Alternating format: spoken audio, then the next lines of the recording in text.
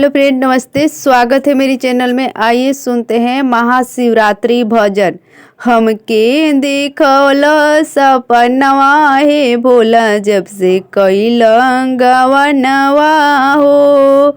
हमके देखल सपनवा है भोला, जब से कैलं गवनवा हो। कहतरल भोला सोने की महलिया, कहतरल भोला सोने की महलिया। रहे के पथरी पहाड़वा ए भोला, जल्दी कैलं गवनवा हो। रहे के पथरी पहाड़वा ए भोला, जल्दी कैलं गवनवा हो। हमके देखवल सपनवा ए भोला, जब से कैलं गवनवा हो।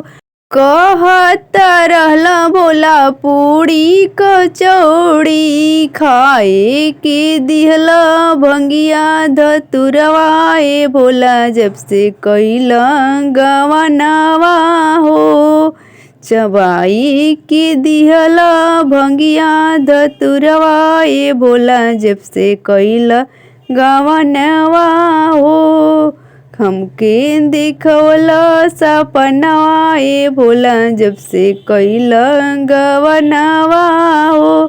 कहत रहल भोला हाथी घोड़ा पालकी, कहत रहल भोला हाथी घोड़ा पालकी। घूमे के बसहा बैलवा ए भोला, जल्दी कैलं गवनवा हो। घूमे के बसहा बैलवा ए भोला, जल्दी कैलं गवनवा हो। हमके देखवल सपनवा ए भोला, जल्दी कैलं गवनवा हो। कहत रहल भोला तो सकत किया, कहत रहल भोला तो सकत किया। सूते के मिर्गा के छलवा ए भोला, जल्दी कैलं गवनवा हो।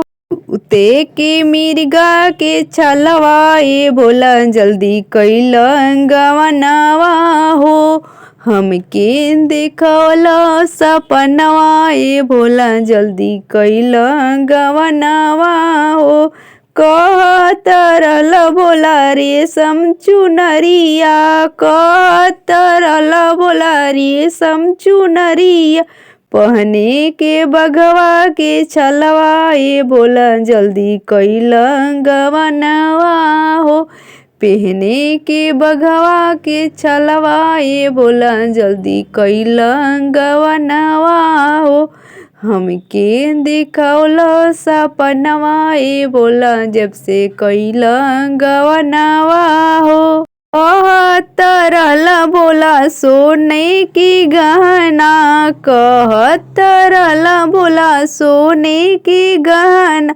पहने के बीसू के सपवा ए भोला, जब से कैलं गवनवा हो।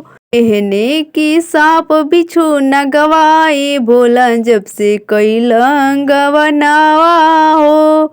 हमके देखवल सपनवा ए भोला, जब से कैलं गवनवा हो।